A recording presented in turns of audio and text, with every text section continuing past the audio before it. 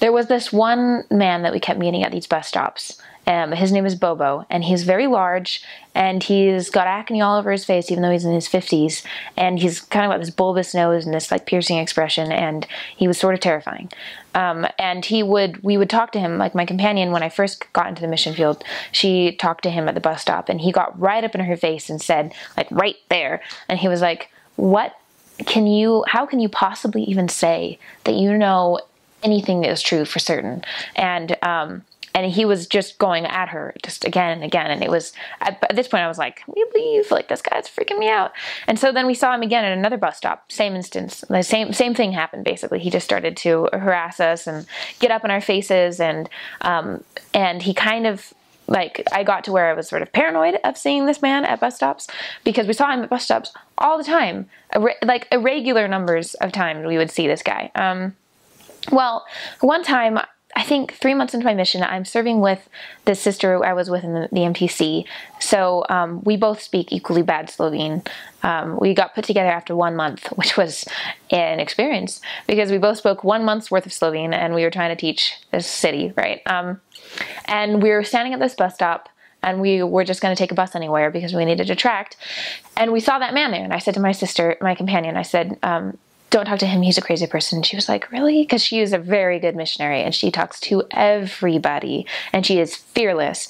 And I was like, no, really, like, don't talk to him. I've talked to him twice, and he's crazy. And she was like, all right, I guess we'll not talk to him. So we talked to everybody else at the bus stop, and then we stood behind and waited for our bus. And our bus was not coming, and it was not coming because this is typical in Maribor. And it was like a half hour, and she kept looking at me like, are you sure? Are we going to talk to him? And finally, I just felt like I kept being like pushed, like prodded at, probably by the Spirit. And finally I was like, fine. And so I like stormed over there and sat down next to him on the bench. And I was like, hi. And he was like, are you avoiding me? And I was like, no, totally a lie. That was terrible. I shouldn't have lied, but yeah. I was like, no, we're not avoiding you. And he said, well, I was thinking to myself, if that girl comes over and talks to me, since she's talked to me 2 times already, then it must be true, whatever she's saying, and I want to get baptized in your church. And I was like, oh, like, yeah, well, okay. And he was like, what do I need to wear to get baptized? And I was like, that's definitely not the first question, but you would wear white. Also, we need to teach you before you get baptized. And he was like, okay, well, then teach me. And so we had set up for the elders to teach him, because we have so few members in the area that we usually can't get members on lessons. And so the elders were going to be able to teach him alone. And the next day he showed up at the church like 2 hours early and called me and was like, am I at the right place? I think I'm at the right place, but you have to make sure. And I was like, yep, you're at the right place. So he waited for 2 hours. And then the elders came and taught him. And they taught him for 3 months because he had a lot of really good questions. He was an evangelical about the church, but he felt convinced because he had had 3 different experiences with meeting me that meant that the Lord wanted him to be in this church. And so 3 months later, he got baptized, and he continues to be an active member in our branch there. And that was just like a shocking experience for me, because I had made a complete judgment about who he was and had decided he was not the sort of person I want to talk to. He also freaked me out. And it turns out he's a sweetheart. And like, he is so earnest about everything. His like job at church is to prepare the sacrament, because he's and he like comes early and like prepares it and makes sure that everything is right, and then he like double checks with everybody that everything's right. And he's just very earnest about what he's doing, and it totally changed his life. So that was an amazing experience for me, which completely transformed the way that I conceive of how I judge people, or at least I thought I did, until I had other experiences where I had made judgments and then I was proven wrong again and again and again. Another experience that was just sort of odd and weird kind of things, like for some reason our branches are all next to bars. I don't know what this is, but there's just like this tendency in our Slovene branches to be either they're right next to a bar or they're right next to a prison. And in Maribor, where I served most of my time, which is why I talk about the most, I was there for 8 months,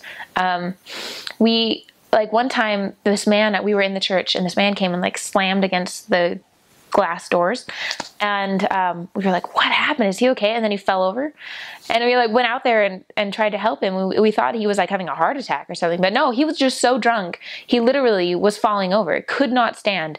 And then his like shoes were falling off and everything. So we tied his shoes for him. And then we helped him stand up and tried to figure out where he lived. And we like led him across the street, which was very difficult to do because there were cars passing, and he was huge. He was a big guy. So with two girls, that even was hardly enough. And he kept like swaying back and forth. We finally got him over to where apparently he lives, which is right across the street from the church. And we slipped a little pass along card in his pocket just to remind him. But he avoided us every time after that. I think he was really embarrassed. And his wife, I heard her yelling at him once after that. So I presume that he's got some real issues to work through.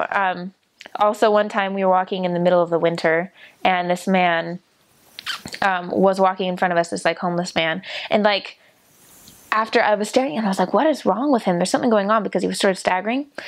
But he wasn't drunk. There was this group of girls who passed by walking the opposite direction. And in the light from the street lamp, I could see when he lifted his hands up that they were covered in blood and like dripping with blood.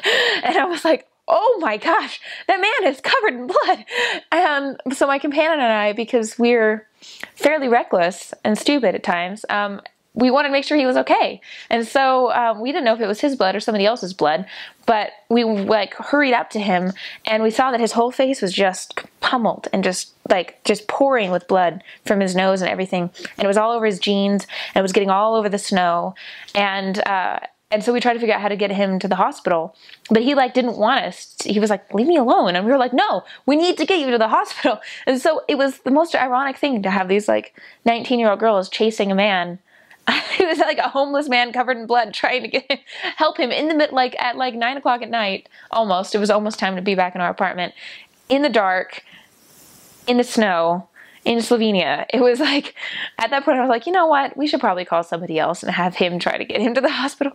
So finally we had somebody who was able to help him get there, but he didn't actually enter the hospital for whatever reason. And so we saw him the next day, and he was just still covered in dry blood, like his clothes and his face and his hands. But he survived. I thought he might die from all the blood he was passing. So that was kind of crazy.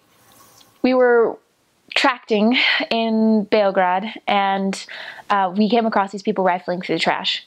And we're missionaries, so we talked to them too. And they were like, great, yeah, we would love for you to come over. We live by the Dva Pumpas, they said, which we didn't know what that meant. But they told us what streets it was near. And so we thought, well, it didn't even occur to us to think that there wasn't an actual address, because they have addresses in Belgrade. It's like a big city, right? And so we were like, well, yeah, we'll be there tonight. And so we went to that part of the city that evening, and it got to be pretty late and dark by the time we got there. And it was like among a whole bunch of high rises, and it was sort of foggy, and it was just like a strange, clammy sort of evening. And we asked people, like, do you know what Dva Pumpas is? And they're like, oh, the two pumps. I was like, yeah. And they were like, yeah, there's a gas station that's right across the freeway over there. That's where the Dva Pumpas, like that's what people call it apparently, the two pumps for some reason. And we're like, well, all right. And we're like, are there houses there? And they said no. And so we thought, well, we might as well go check. So we walked across the road, and we got up to where the freeway was, and we had to run across the freeway. I thought it was fairly dangerous. All these cars coming speeding different directions, and we were like in the middle of the night. It felt like it, at least. It wasn't that late, but it felt so late. And we were like sprinting across in our skirts. I thought we probably looked fairly odd. And then we got to the gas station across the road, and it was just really well lit, and there was just this bright gas station, and there was just darkness out beyond it. And we're like, what even could possibly be here where these people live? And then we noticed that there was actually a light off in the distance, and that there were people passing in front of this light. And we're like, oh, there's something over there. And so we went around the fence and started walking down the road, and we realized that there was this entire gypsy village there, camp kind of area, or Roma is actually the proper term. Gypsy, a lot of people don't like the word gypsy. So the Romas live there. So we were, I said to my companion, I felt a little sketched out, but I said to my companion, you know, people have all these stereotypes about these people. Let's not go with the stereotypes, because I'm sure they're great people. And so we start heading down the path. I had just bought a chocolate bar, because I always bought chocolate bars. And we saw this group of young boys like swarming out of the darkness, and they start pulling up their hoods, and they were all about like only like this tall. They were pretty young, and they start coming at us, and there were like 10 of them. And as they were getting closer, we were like, what do we do? And I was like, I have chocolate. And so I grabbed my chocolate, and when they got close enough, I was like, chocolate! And I gave it to one kid, and they all started squabbling over it. And so we were able to get past the first hurdle. And then these like teenage girls start, like, they see us and they come out of their little trailers and their little hovels, and they like started gathering together and started coming at us. And I was like, I don't have any more chocolate. Like, I don't know what to do now. And as the girls were walking towards us, then a group of grown men started gathering together and walking towards us. And at this point, I had the thought, you know what? This probably isn't the best idea ever. There might be a reason for some of the stereotypes, and this doesn't seem very safe. And so I said to my companion, we probably should go. And so we just turned around and walked very, very quickly back towards the bright lights of the Dwapumpas, and then we crossed the freeway again, ran across the freeway, and got safely to the other side amid the high rises, leaving behind these swarms of Romas who were coming at us. That was a learning experience. But yeah, I think those are the stories I tell.